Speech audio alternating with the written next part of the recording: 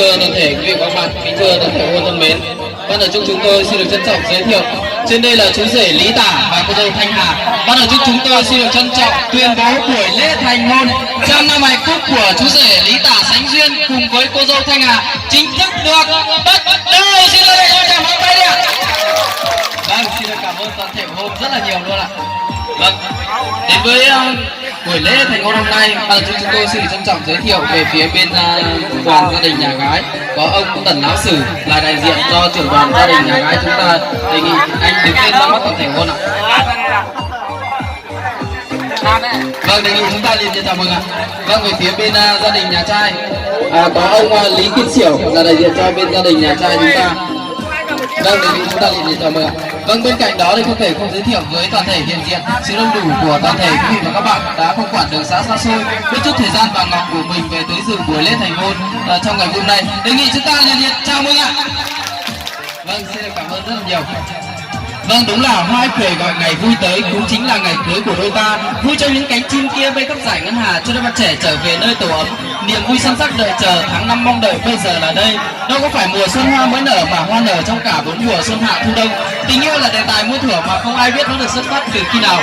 Yêu nhau chẳng ngại xa gần, cầu không tay vịn lần bà sang. Yêu nhau chẳng quản gian nan với sông cũng lội mấy ngàn cũng qua. Yêu nhau chẳng ngại đường xa nắng mưa cũng quyết không ba cũng liều. Vâng, đấy chính là sức mạnh của tình yêu đôi lứa, là niềm phúc lớn lao nhất trong cuộc đời mỗi con người chúng ta.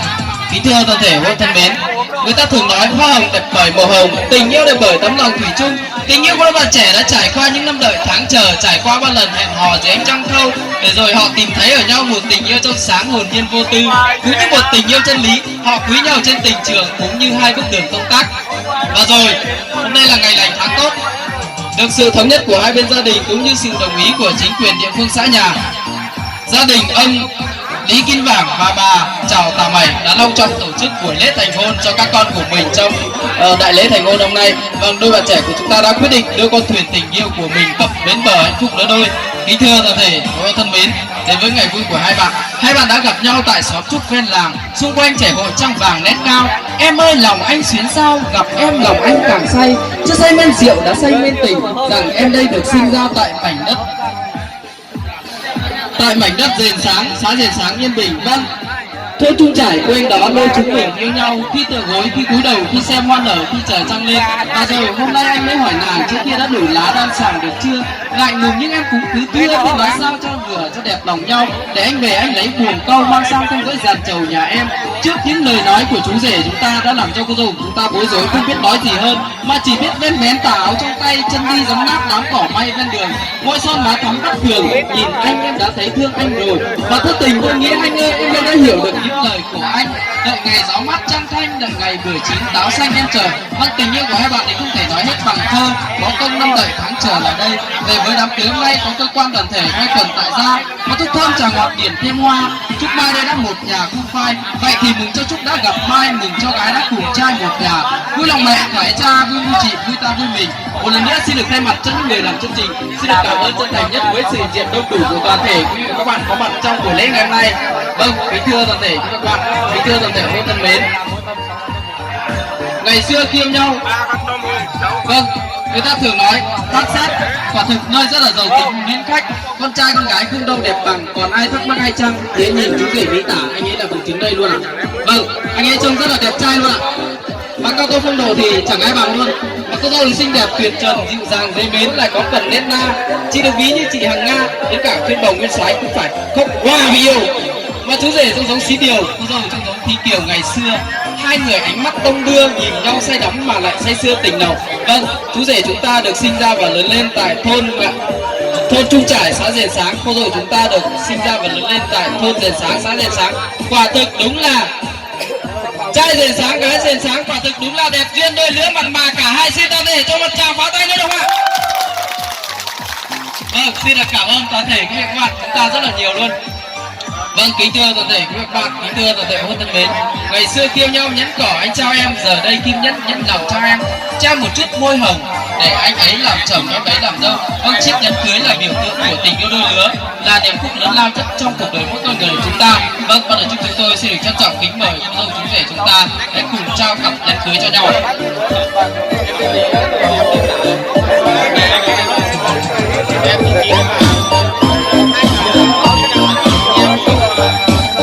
vòng tay cầu hôn tình yêu của em, nắng ly trên cao tầng trắng vì em tỏa sáng ngọn núi đời đây yên lành.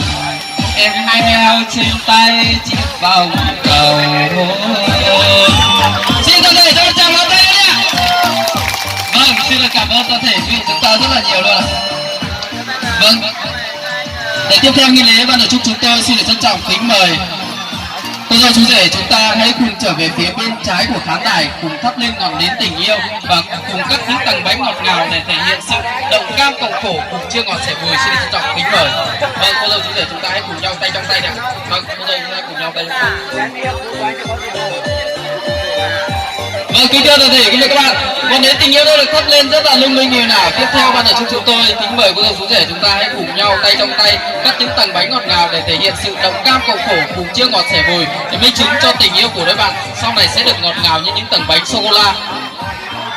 Vâng, tiếp theo ban tổ chức chúng tôi kính mời cô dâu chú rể chúng ta hãy cùng trở về phía bên phải của khán đài, cùng khai ra rượu sâm panh và cùng rót vào tháp ly rượu. Xin trân trọng kính mời.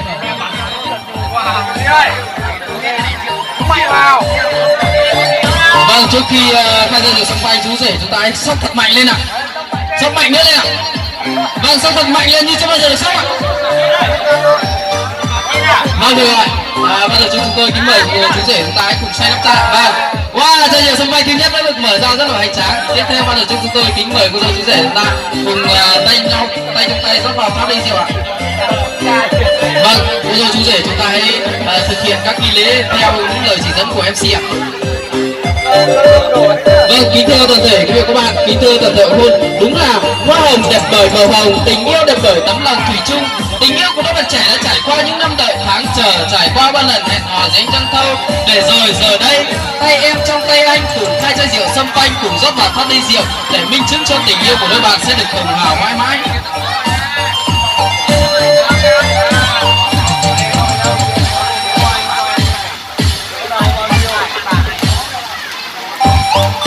Vâng, tiếp theo ban tổ chức chúng tôi kính mời cô dâu chú rể chúng ta tiếp tục khai ra rượu sâm panh thứ hai. Vâng, trước khi khai ra rượu sâm panh thứ hai, chú rể chúng ta lại thực hiện sóc thật mạnh lên chai rượu sâm panh thứ hai giống như lúc ban đầu ạ. Vâng, sóc thật mạnh nữa lên ạ, để tiếng nổ chai rượu sâm panh thứ hai cũng đã được mở ra, không kém phần long trọng chai rượu thứ nhất. Vâng, chai rượu sâm panh thứ hai cũng đã được mở ra. Vâng, trước khi rót vào tháp ly, cô dâu chú rể chúng ta rót một ít vào phần đôi ly rượu của mình. Vâng, cô dâu chú rể chúng ta hãy cùng nhau tay trong tay nhé. Vâng, phần còn lại tiếp tục rót vào tháp ly ạ.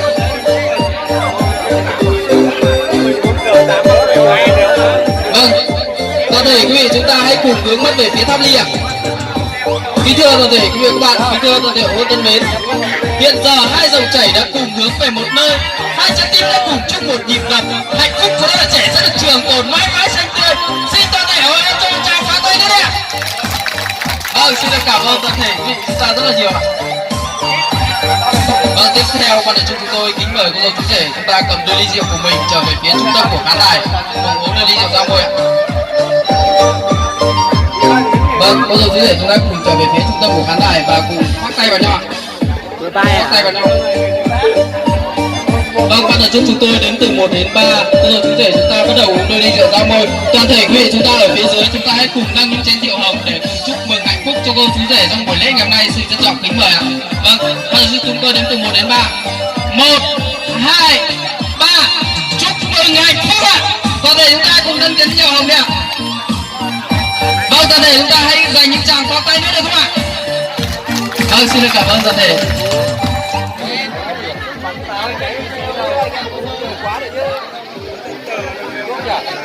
Vâng, kính thưa toàn thể quý vị các bạn, kính thưa toàn thể hôn thân mến, hiện giờ kim nhẫn đã trao rồi, còn chút môi hồng vẫn chưa trao ạ.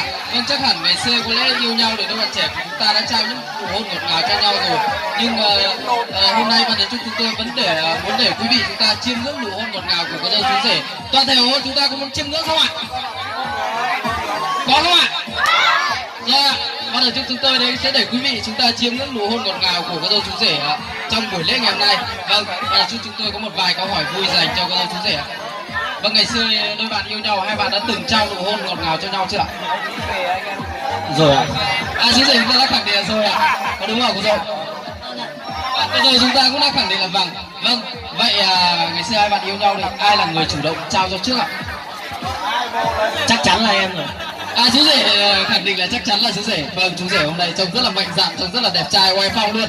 Vâng, vậy hôm nay xin hỏi cô dâu có đúng không ạ? Vâng, đúng rồi. Vâng, cô dâu cũng đã khẳng định là đúng. Vậy hôm nay tôi sẽ dành phần lại công bằng cho cô dâu gì ạ? Hôm nay cô dâu là người chủ động ạ. Vâng, cô dâu chúng ta sẽ có 3 sự lựa chọn. Sự lựa chọn thứ nhất, hôn vào tay của chú rể sẽ sinh 5 trai và 1 gái. Sự lựa chọn thứ hai, hôn vào má của chú rể sẽ sinh 5 gái và 1 trai. Còn sự lựa chọn thứ ba chính là sự lựa chọn đặc biệt, chính là hôn vào môi của chú rể sẽ sinh 1 trai và 1 gái rất là đáng yêu. Không biết cô dâu chúng ta lựa chọn phương án nào đây? Em chọn phương án 1 trai 1 gái. Vâng, cô dâu ta khẳng định là lựa chọn phương án 1 trai 1 gái đúng không ạ? Còn em có thể đấy chính là niềm ao ước của những gia đình. Vâng, bây giờ chúng tôi kính mời cô dâu chú rể chúng ta cùng quay mặt về nhau ạ. Nhớ nhá, cô dâu chú rể chúng ta thực hiện theo những lời của MC nói nhá. Khi nào MC nói bắt đầu thì mới được bắt đầu nhá. Vâng, trước khi cô dâu chúng ta thực hiện phương án 3, các em nhỏ ở phía dưới chúng ta dưới 15 tuổi chúng ta hãy cùng nhắm mắt lại đã.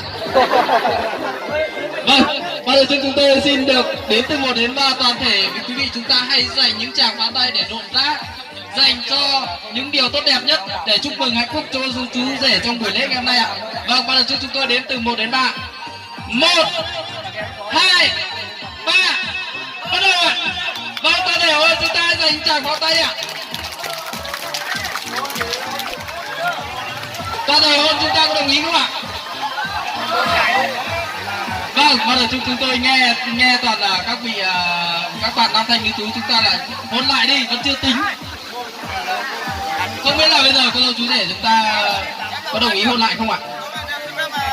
Vâng, xin hỏi chú rể đi ạ. Vừa đấy là cô dâu chủ động rồi, bây giờ cho chú rể chủ động lại đi ạ. Chú rể chúng ta đã khẳng định là có. Vậy, toàn thể ơi chúng ta hãy dành những tràng pháo tay nữa để chú rể chúng ta thực hiện lại phương án 3 vừa rồi được không ạ? Vâng, rất là hoành tráng luôn ạ. Cô dâu chú rể thấy không? Các vị khách quý hôm nay thực sự dành rất là nhiều tình cảm quý giá nhất, thể hiện qua những tràng pháo tay rất là rộn rã dành cho cô dâu chú rể. Vâng, chú rể chúng ta thực hiện lại phương án 3. Chú rể ta thực hiện phương án 3 nhá. Các em nhỏ nhớ nhắm mắt lại nhá. Vâng, bây giờ chúng tôi lại đến từ 1 đến 3.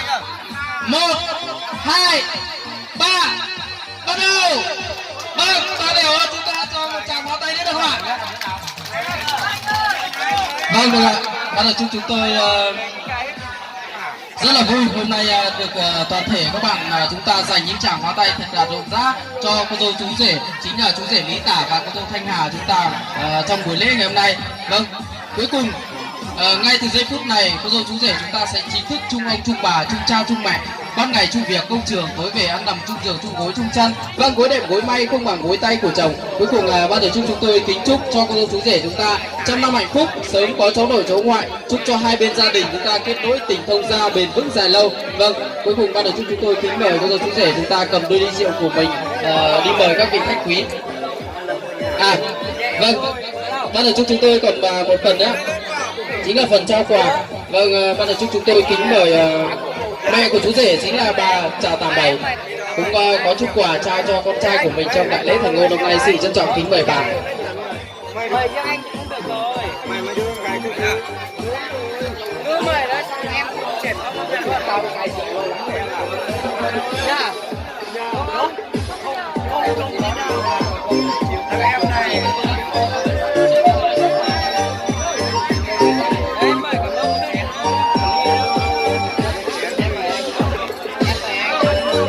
Vâng, kính thưa toàn thể quý vị và các bạn, đúng là công cha như núi Tái Sơn, nghĩa mẹ như nước trong nguồn chảy ra, một lòng thờ mẹ kính cha, cho tròn chữ hiếu mới là đạo con. Vâng, đấy chính là đạo lý uống nước nhớ nguồn, ăn quả những người trồng cây. Cha mẹ và anh chị em luôn là những người dành những tình cảm cao quý nhất để dành cho các con.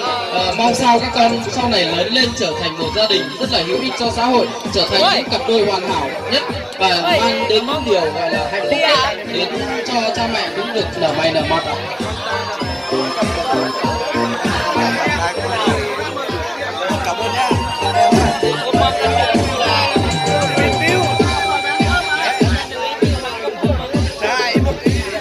Vâng, bây giờ chúng tôi kính mời các nhiếp ảnh gia, các bạn nam thanh nữ tú chúng ta hãy lưu lại những cảnh khắc đẹp đẽ nhất để sau này ôn lại những kỷ niệm dành cho cô dâu chú rể trong buổi lễ ngày hôm nay. Xin trân trọng kính mời. Vâng, xin kính mời bác chúng ta đứng gọn vào để các nhiếp ảnh gia chúng ta lưu lại những khoảnh khắc đẹp đẽ. Vâng, xin kính mời bác đứng vào bên cạnh để cho các nhiếp ảnh gia lưu lại những khoảnh khắc đẹp đẽ nhất ạ.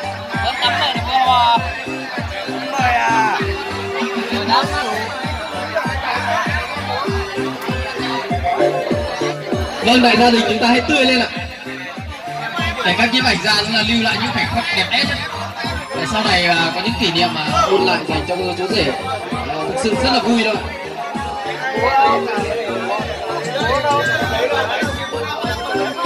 Vâng, tiếp theo ban tổ chức chúng tôi xin được kính mời chị gái của chú rể chính là chị Vân có chút quà trao cho hai em của mình trong đại lễ thành hôn hôm nay. Xin trân trọng kính mời chị.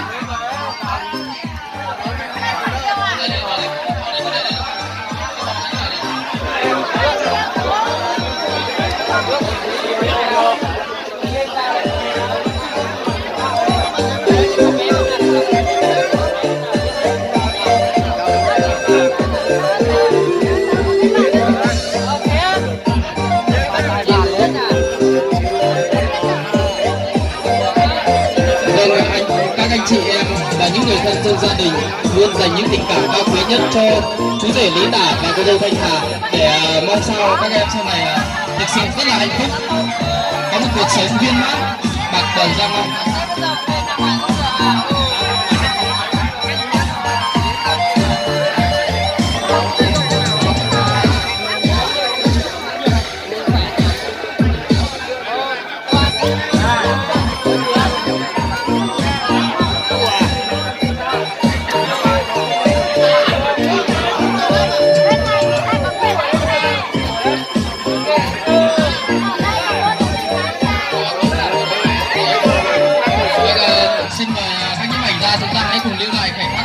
Cho chị gái của chú rể chính là chị Vân ạ.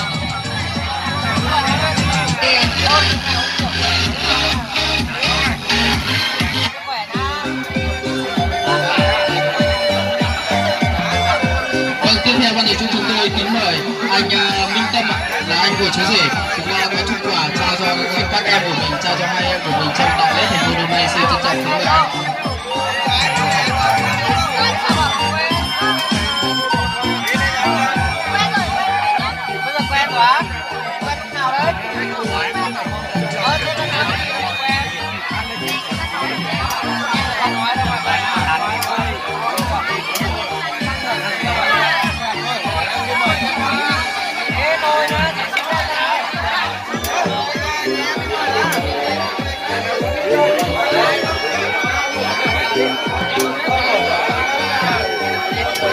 Vâng, kính mời anh đứng xếp hàng vào để các nhiếp ảnh gia chúng ta lại tiếp tục lưu lại những khoảnh khắc đẹp đẽ nhất để dành cho cô dâu chú rể trong buổi lễ ngày hôm nay. Xin trân trọng kính mời. Vâng, kính mời toàn thể hội chúng ta cho một tràng pháo tay thật rộn rã nha. Vâng, xin được cảm ơn toàn thể các vị khách quý chúng ta rất là nhiều ạ. Vâng, tiếp theo ban tổ chức chúng tôi kính mời anh chúng ta trở về chỗ ạ. Cuối cùng ban tổ chức chúng tôi kính mời cô dâu chú rể chúng ta cầm đôi ly rượu của mình đi mời các vị khách quý để thể hiện sự cảm ơn.